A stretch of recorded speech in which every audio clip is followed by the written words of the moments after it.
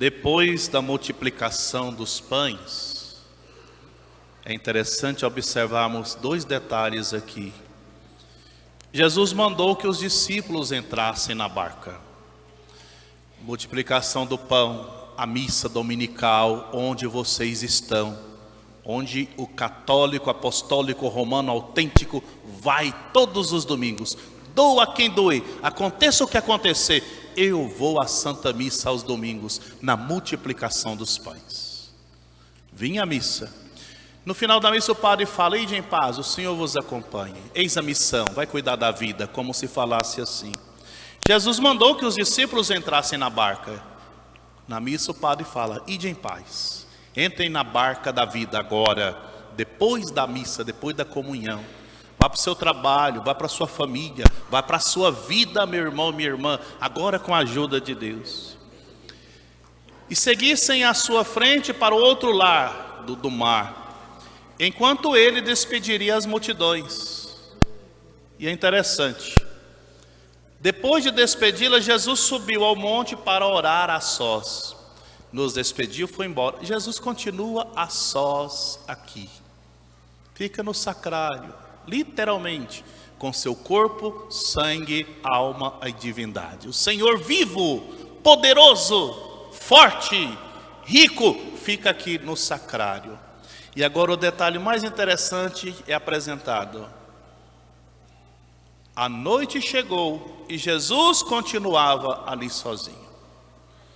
A noite que chega é prefigurada naquele vento, naquela tempestade, naquele terremoto, naquele fogo tão forte que arrebentou uma montanha, que destraçalhou rochas.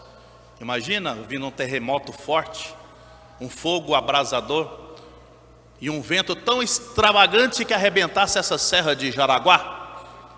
Ficaríamos loucos. A noite se aproximou, Jesus continuou a só. Noite prefigura de tantas catástrofes naturais, mas também catástrofes sobrenaturais, ou também situações personalizadas, pontuais, dores, angústia, sofrimentos, prejuízos, problemas, cruzes que nós passamos, que eu tenho, que você tem. Mas, meus amados irmãos, amadas irmãs, aquela noite que se aproximou, o vento forte, o terremoto forte, o fogo que destrói, a tempestade que agitava a barca da vida dos apóstolos que se afastavam do Senhor, não pode desfocalizar o nosso espírito de fé, porque a noite se aproximava, entrei na barca da vida, a missa acabou, vou cuidar da vida, esqueço do Senhor algumas vezes.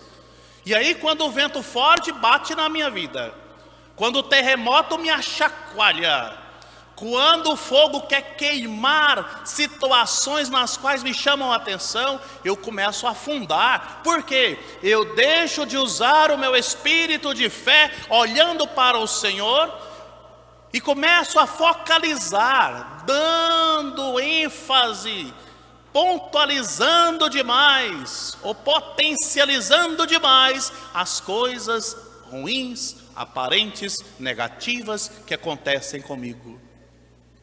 E foi interessante.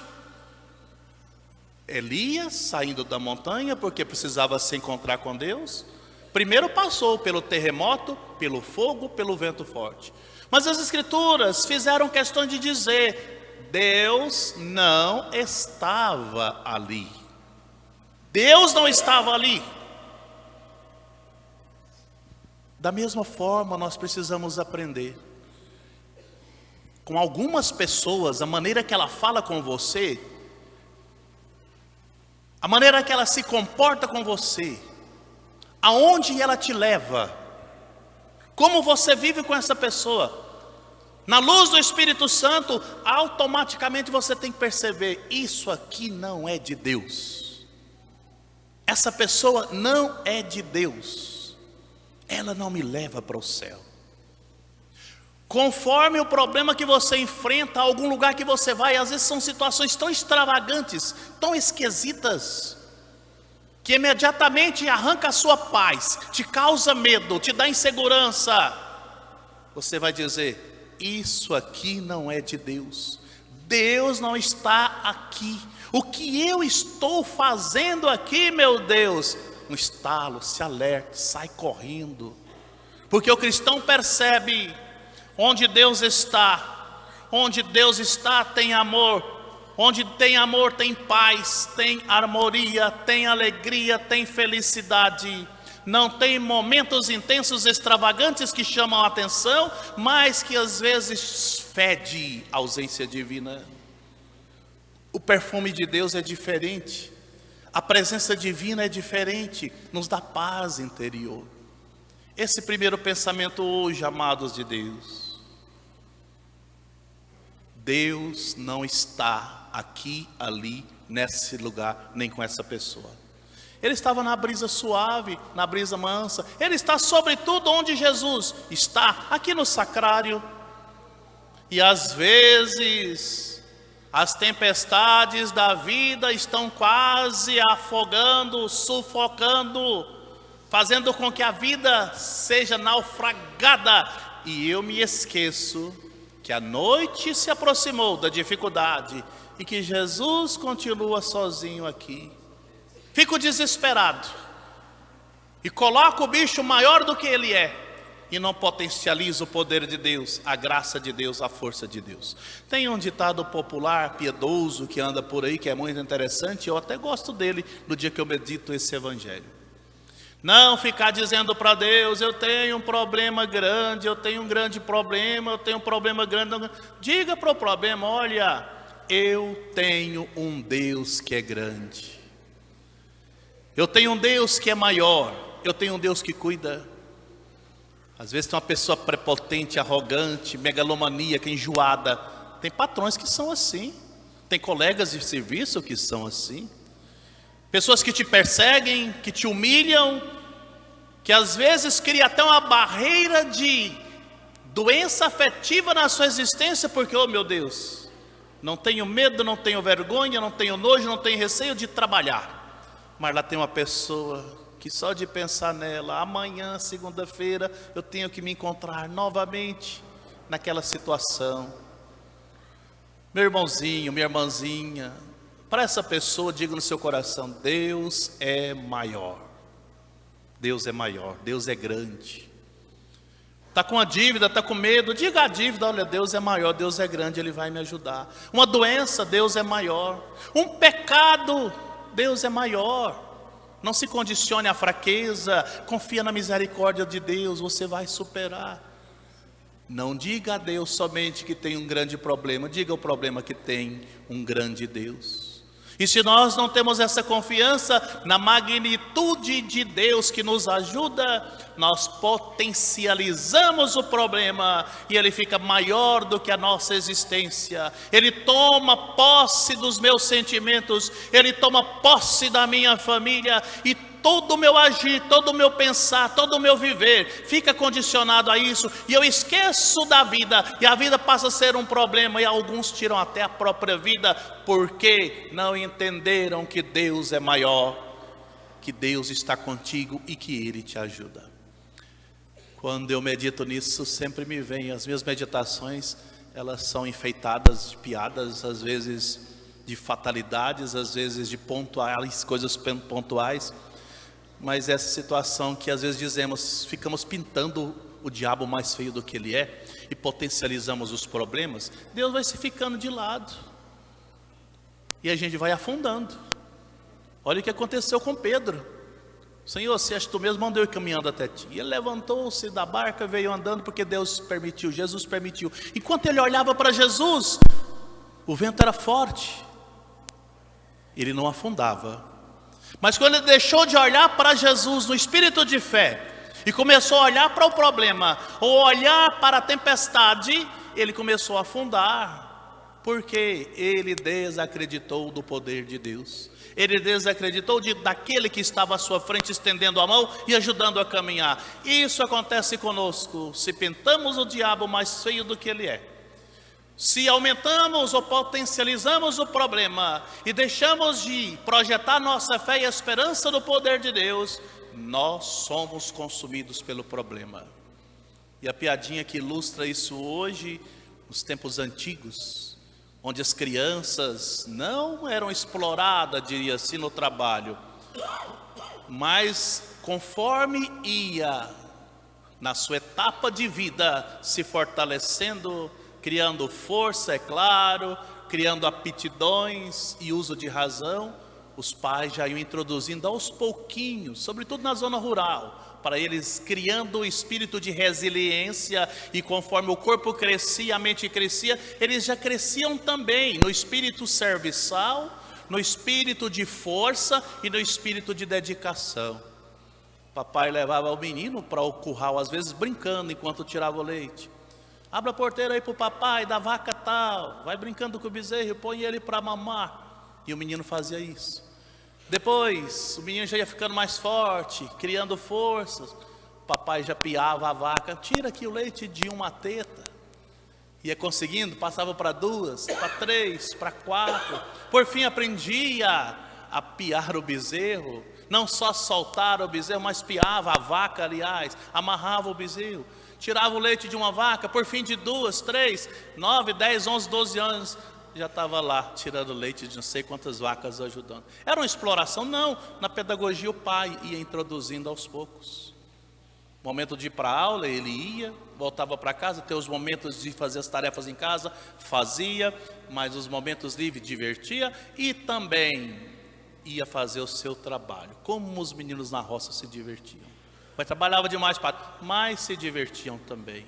No meio do pasto colocavam travas de bambu e ali jogava futebol, tropeçando em cupim, rolando em estrumes de vaca, mas era uma diversão extrema. Era diferente, não podemos comparar. Mas para dar exemplo, e numa dessas o pai ia trabalhar na roça o dia todo. O menino ainda era fraco para trabalhar, então o que fazia? Vai para a roça também para baldear água, buscar água. E naquele tempo não tinha garrafa térmica, eles usavam uma cabaça com uma rolha de buriti ou uma rolha de sabuco. E de tempo em tempo o menino ia em alguma mina ali perto buscar água para matar a sede de quem estava trabalhando. A criança foi.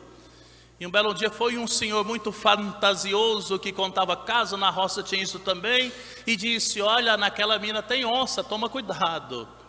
E o menino ficou com medo, cabreiro, daquela insegurança de criança. Estava com uma cabaça enorme. E ele foi, portanto, buscar água. Chegou na mina com medo da onça.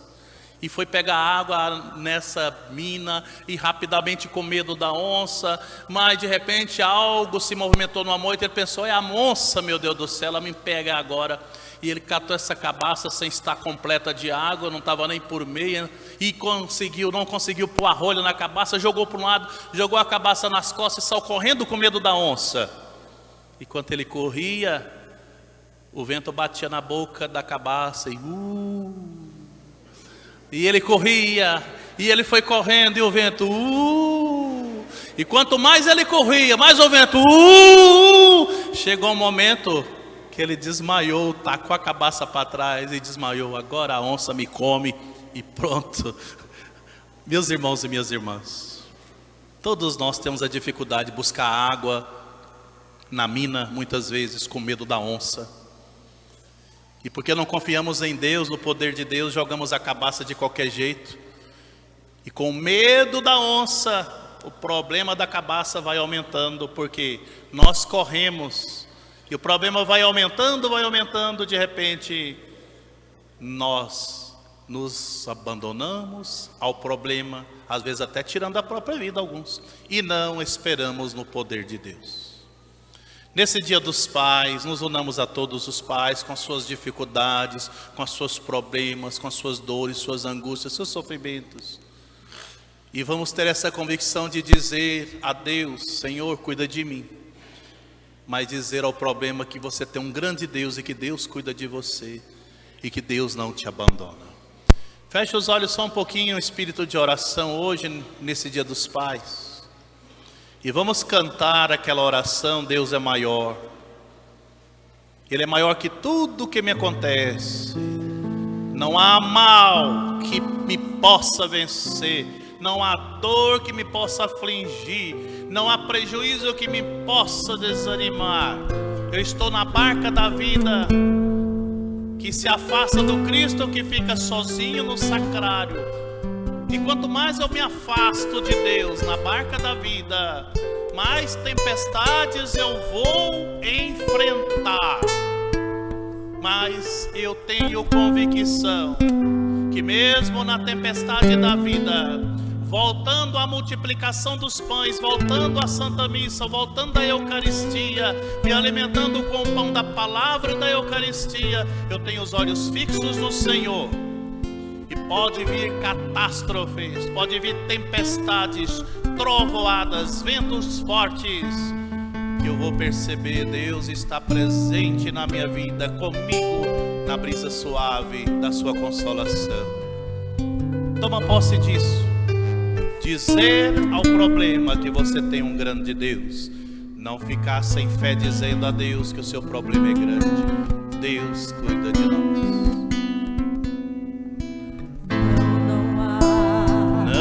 Não há mal que me possa vencer. Mais uma vez, não há.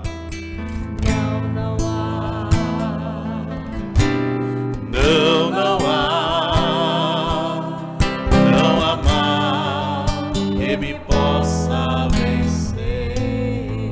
Deus é maior. Deus é maior que tudo que me acontece. Deus é grande, supremo.